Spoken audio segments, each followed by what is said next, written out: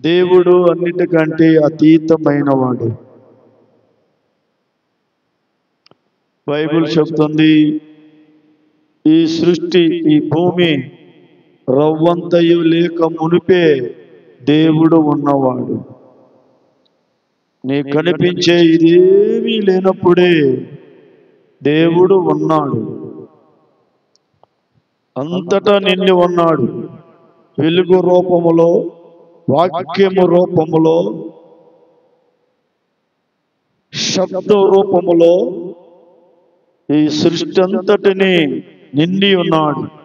ఆయనే మొదట దేవుడు. ఆ తర్వాత ఆయన పరలోకాన్ని, ఆ తర్వాత భూలోకాన్ని, దేవదూతలను, మనుషులను, ఈ సృష్టిని, నువ్వు కనిపించే కొండలు, లోయలు, సముద్రాలు, ఎడారులను, ఈ విశ్వమంతటిని కలుగు చేసిన దేవుడు ఆయనే. ఆ తర్వాత మనుషులను ఆఖరిగా మట్టితో బొమ్మ చేసి వాని నాసికారంధ్రములో జీవాయువును ఊది జీవింపజేసిన దేవుడు. దేవుడు మనుషుణ్ణి సృష్టించాడు తప్ప మనిషి దేవుణ్ణి సృష్టిస్తలా. ఈ సృష్టిలో దేనికి ఆయన పోల్చటానికి వీలు లేదు. కాబట్టి ఎవరు వసింపరాని తేజస్సులో అమరత్వము కలిగిన వాడై ఆయన ఒక్కడే ప్రకాశవంతమైన దేవుడు. కాబట్టి అట్టి దేవుణ్ణి మన జీవితంలో సంతోష పెట్టడం అన్నది నేర్చుకోండి. మనుషుడా, నీవు గొప్పవాడవని ఎప్పుడు అనుకోక. బైబిల్ చెప్తుంది, ఉదయానికి వికసించే సాయంకాలానికి వాడిపోయే పువ్వు లాంటిది మనిషి బ్రతుకు. అంతేగాని దేవుని కంటే ఎక్కువగా ఆయనను కించపరిచి చేయొద్దు. డబ్బు విలువ మనిషికి తెలిసినప్పుడు డబ్బు కోసం కుక్కల్లాగా తిరుగుతాం, కష్టపడి తిరుగుతాం. ఆ వయసులో, ఏ వయసులో ఏమైనా ఇబ్బంది కలిగిద్దా అని కూడా ఆలోచించు. డబ్బు కంటే కూడా గొప్పవాడు సృష్టికర్త అయిన దేవుడు. మరి ఆయన కోసం, ఆయనను సంతోష పెట్టడం కోసం, ఆయనను ద్వారా మేలు పొందటం కోసం మానవుడు బ్రతుకు కొనసాగించుకోవాలి. నేను అంటున్నా, నీ గురించి నాకు ఒక దర్శనం వచ్చిందా అని చెప్పొచ్చు, అది అబద్ధం కావచ్చు. నీ గురించి నాకు ఒక కళ వచ్చిందని చెప్పొచ్చు, అది అబద్ధము కావచ్చు. నేను చెప్పినా, ఎవరు చెప్పినా ఒకవేళ యథార్థం అవ్వచ్చు లేదా అబద్ధం అవ్వచ్చు. కానీ వాక్యమే కరెక్ట్ అయింది. వాక్యము ఎవరైతే జాగ్రత్తగా వింటారో, ఆ వాక్యాన్ని గుండెల్లో పెట్టుకుంటారో, ఆ వాక్యం బట్టి నడుస్తారో వారే కరెక్ట్. దర్శనం ఉందని ఆలోచించేవారు కరెక్ట్ కాదు. మరొక రకంగా ఆలోచించేవారు కరెక్ట్ కాదు. వాక్యం బట్టి నిన్ను నీవు పోల్చుకో, దానికి తగినట్టుగా ఉన్నావా లేదో చూసుకో, నడు, అది కరెక్ట్. వాక్యము తప్ప ఇంకేది కరెక్ట్ కాదని చెప్పగలను. కలలు, దర్శనాలు, ప్రవచనాలు లేవు నేను అంటల్లా, ఉన్నాయి. అటన్నిటికంటే మించింది వాక్యం. Praise the lord. ప్రతి మనిషి వాక్యాన్ని దృష్టిలో పెట్టుకోండి, పిల్లలైనా సరే, పెద్దలైనా సరే. వాక్యము నీకు లేకపోతే వేస్ట్. Okay, right. రెండు వాక్యం నేర్చుకుందాం. యెషయా గ్రంథము 38వ అధ్యాయము 1 నుండి 3 వాక్యాలు. ఆ దినములలో హిజ్కియాకు మరణకరమైన రోగము కలుగగా ప్రవక్తయు ఆమోజు కుమారుడైన యెషయా అతని యొద్దకు వచ్చి, నీవు మరణమవుచున్నావు, బ్రతుకువు గనుక నీవు నీ ఇల్లు చక్కబెట్టుకొనమని యెహోవా సెలవిచ్చుచున్నాడని చెప్పగా, అతడు తన ముఖమును గోడ తట్టు తిప్పుకొని, యెహోవా, యథార్థ హృదయుడనై సత్యముతో నీ సన్నిధిని నేనెట్లు నడుచుకుంటేనో నీ దృష్టికి అనుకూలముగా సమస్తమును నేనెట్లు జరిగించుతునో కృపతో జ్ఞాపకము చేసుకొనమని హిజ్కియా కన్నీళ్లు విడుచుచు యెహోవాను ప్రార్థింపగా. దేవునికి స్తోత్రం. బైబిల్లో ఒక రాజు, యోధా దేశానికి రాజు, హిజ్కియా అనే రాజు. ఈ రాజు గురించి మనం కొంచెం మాటలు ఈరోజు నేర్చుకుందాం. ఇతని గురించి రాజుల గ్రంథాల్లో ఉంది, దినవృత్తాంతాల గ్రంథాలలో ఉంది ఇతని చరిత్ర. 2వ దినవృత్తాంతాల గ్రంథం 29వ అధ్యాయము 30, 31, 32 అధ్యాయాల్లో ఉంది బాగా ఆయన కథ అంతా.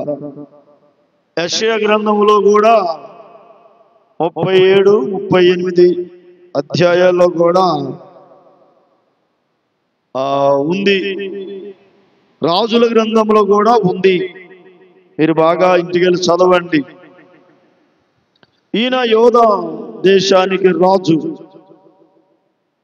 ఈయన తండ్రి ఆహాజు చాలా చెడ్డవాడు, దేవుని దృష్టికి బహు దుర్మార్గుడు. ఆ దుర్మార్గుని కడుపున పుట్టిన ఒక శ్రేష్టమైన మేలిమి బంగారము లాంటి వాడు, హాని ముత్యము లాంటి వాడు హిజ్కియా. తండ్రి ఏ దుర్మార్గ పనులు అయితే చేశాడో కొడుకు అవన్నీ తిరిగి మరలా సరిచేశాడు. యోధా దేశముని దేవుని వైపు తిప్పగలిగాడు. యోధా ప్రజలను దేవుని యొక్క సొంతము చేశాడు. హిజ్కియా చాలా నమ్మకమైన వాడు. ఒకసారి మీరు 2వ దినవృత్తాంతాలు 29వ అధ్యాయంలో 1-2 వాక్యాలు చదవండి. దేవుని దృష్టికి ఎలా ప్రవర్తించాడంట? యథార్థంగా అంటే ఉన్నది ఉన్నట్టుగానే జీవించాడు, మాయ మర్మం లేకుండా. గుండెలో ఒకటి బయట ఒకటి లేకుండా దేవుని దృష్టికి యథార్థంగా ప్రవర్తించాడు. దావీదు ఎలాంటి యథార్థమైన హృదయంతో ఉన్నాడో ఈయన కూడా అలాగే జీవించాడు. దేవునికి స్తుతి కలుగును గాక. ఇప్పుడు ఏమైంది? ఆ హిజ్కియా రాజుగా ఏలుచున్న దినాలలో ఈయనకి మరణకరమైన రోగం వచ్చింది. ఈ మరణకరమైన రోగం వచ్చినప్పుడు దేవుడు తన సేవకుడైన యెషయా గారిని లేపి, నువ్వు వెళ్ళి రాజుతో మాట్లాడు. ఎవరితో మాట్లాడాలి? రాజుతో మాట్లాడాలి. ఏమని? నీవు మరణమవుతున్నావు, చనిపోతున్నావు, బతకవు, నువ్వు నీ ఇల్లు చక్కబెట్టుకో అని చెప్పిరా అని దేవుడు తన సేవకుడైన యెషయాని పంపించాడు హిజ్కియా రాజు దగ్గరికి. ఏం వార్త చెప్పడానికి? మంచి వార్త చెప్పడానికా? ఎటువంటి వార్త చెప్పడానికి? చాలా దుర్వార్త, మరణపు వార్త. నీవు చచ్చిపోతావు, మరి బ్రతుకో, నీ ఇల్లు చక్కబెట్టుకో, సరి చేసుకో అని దిద్దుగేక అని చెప్పి వెళ్ళిపోతున్నాడు. బిడలారా, జాగ్రత్తగా గమనించండి. నిజంగా దేవుడు ఒక మనిషితో ఎంత సూటిగా మాట్లాడిస్తున్నాడు చూడండి. కానీ నేను పాపం చేసిన వ్యక్తి కాదు, దేవునికి విరోధంగా నడిచిన వ్యక్తి కాదు. ఆయన దృష్టికి దావీదు వలె యథార్థంగా నడిచిన వ్యక్తి. మరి అటువంటి వ్యక్తికి మరణకరమైన జబ్బు ఎందుకు వచ్చింది?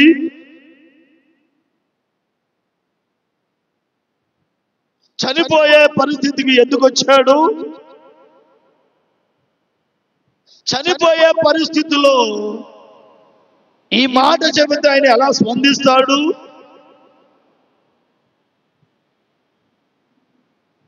ఒకసారి ఆలోచించాలా మనిషి అన్న తర్వాత. బాగా వినండి.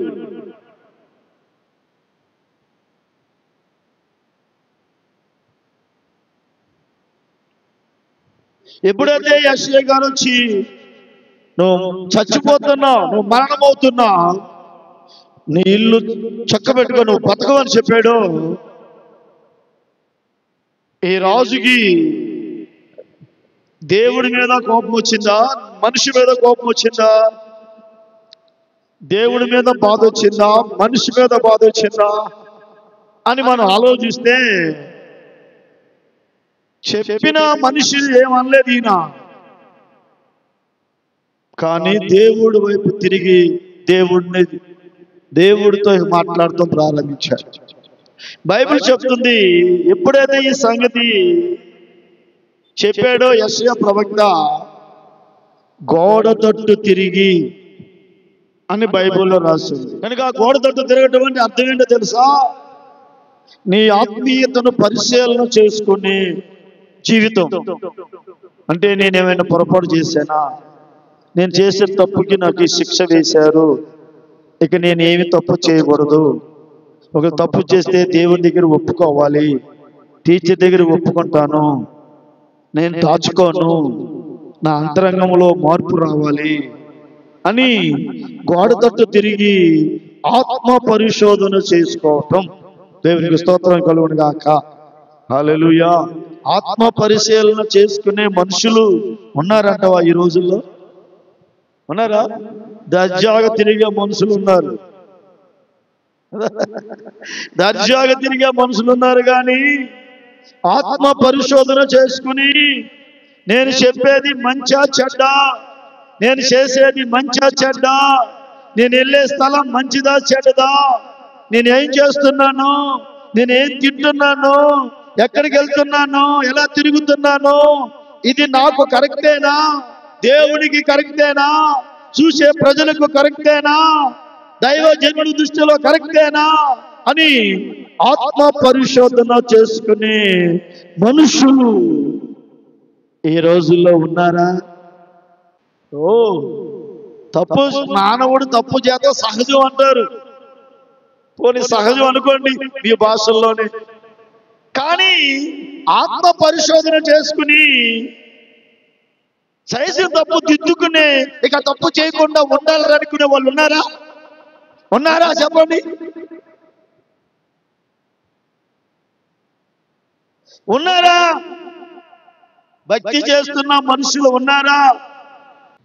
నేను అంటున్నాను, దేవుడు మనల్ని పరిశోధిస్తుంది ఏంటంటే, నువ్వు ఎంతవరకు ఆత్మ పరిశోధన చేసుకుంటున్నావు. హిజ్కియా గోడ తట్టు ముఖం తిప్పుకుని ఏం ఆలోచిస్తున్నాడు? తన అంతరంగాన్ని ఆలోచించుకుంటున్నాడు, తన హృదయంలో ఆలోచన చేసుకుంటున్నాడు, తన మనసులో ఆలోచన చేసుకుంటున్నాడు. నేను ఎలా జీవించాను, ఏమేం పనులు చేశాను, దేవుని మందిరాన్ని తిరిగి బాగు చేయలేదా, యాజకులను లేపలేదా, లేవీలను లేపలేదా, మందిరం పని బాగు చేయలేదు, మా నాన్న పాడు చేశాడే, ఆ దుర్మార్గుడు పాడు చేసినవన్నీ నేను తిరిగి కట్టలేదా, అంత బాగు చేసి మందిరంలో ఆరాధన జరిపించడానికి నేను ప్రజలను పురుగొల్పలేదా, బలులు అర్పించడానికి కష్టపడలేదా, నేను ఎంత బాధపడ్డాను.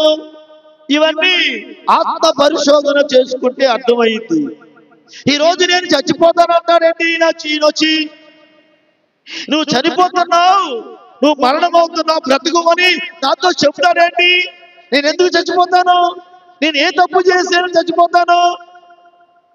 నేను చేసిన పనులన్నీ మంచివే కదా. ఒకసారి వెనక్కి తిరిగాడు ఆయన.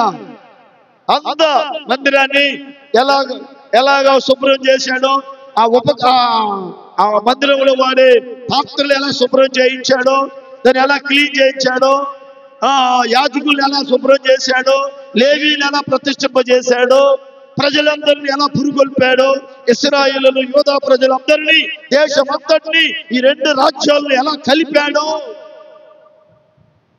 దేవుడు ఎలా తిప్పాడో, బలులు ఎలా అర్పించాడో, దహన బలులు ఎలా అర్పించాడో, ఎన్ని వేల బలులు అర్పించాడో, ఆరాధన ఎలా జరిగించాడో, దేశంలో దేవుడి కోపాన్ని ఎలా చల్లార్చాడో, బైబిల్లో ఉన్న విషయాలన్నీ ఆలోచించాడు. దేవునికి స్తుతి కలుగునుగాక.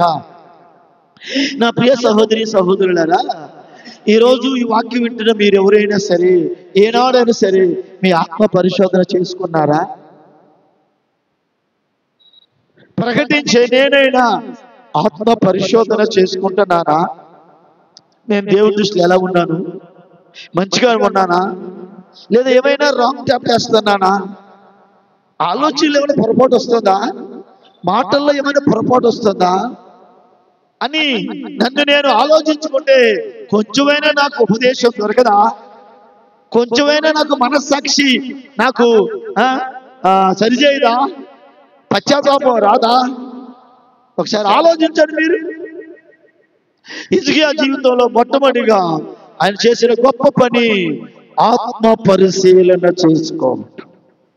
హిజ్కియా ఆత్మ పరిశోధన చేసుకున్న తర్వాత తనకు అర్థమైంది. ఏంటో అర్థమైంది?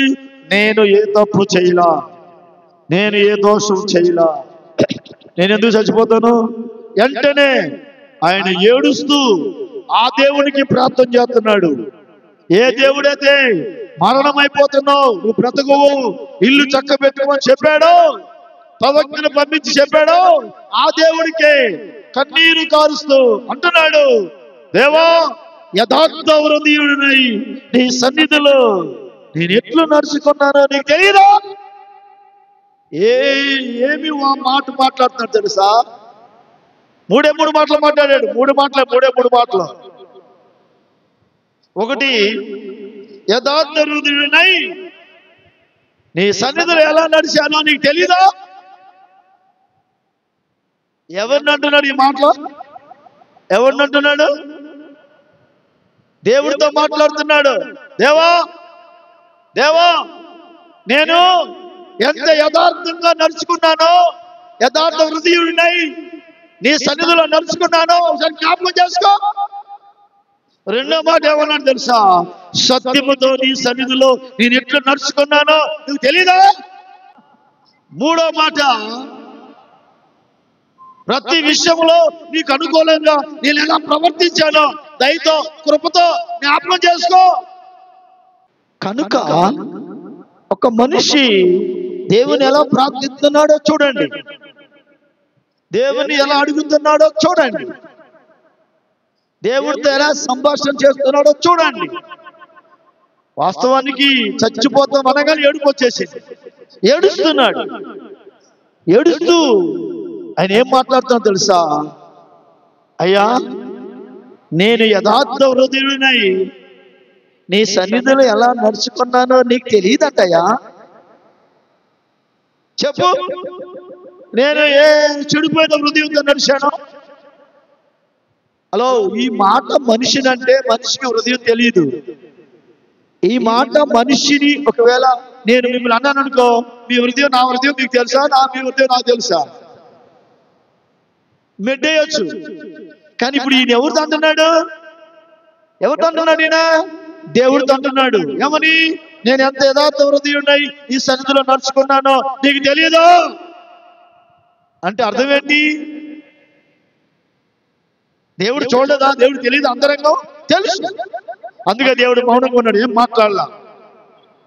మరొక మాట అన్నాడు, సత్యముతో నీ సన్నిధిలో ఎలా నడుచుకున్నానో నీకు తెలీదా? మరొక మాట, నీ దృష్టికి అనుకూలంగా సమస్తమును నేను ఎట్లు చేశానో నీకు తెలీదా? దయతో జ్ఞాపకం చేసుకోయ్యా, నన్ను నీ కృపతో నన్ను జ్ఞాపకం చేసుకో. నన్ను మర్చిపోయావేంటి? బా ఏం మాట్లాడినా మాటలు. ఒకటి యథార్థ హృదయం, రెండు ఆయన సన్నిధిలో సత్యముగా నడుచుకోవటం, మూడు ఆయన దృష్టికి అనుకూలమని చేయటం. గుర్తుపెట్టుకోండి, మనిషికి తన మీద తనకి ఎంత నమ్మకంగా ఉందో చూడండి. విడలారా, వెంటనే ఇలా ప్రార్థన చేసి వెంటనే ఇలా చెప్పి అలా గడప దాటాడే లేదో యెషయా, వెంటనే దేవుడు మాట్లాడుతున్నాడు. వెంటనే దేవుడు యెషయాతో మాట్లాడుతున్నాడు. ఏమని?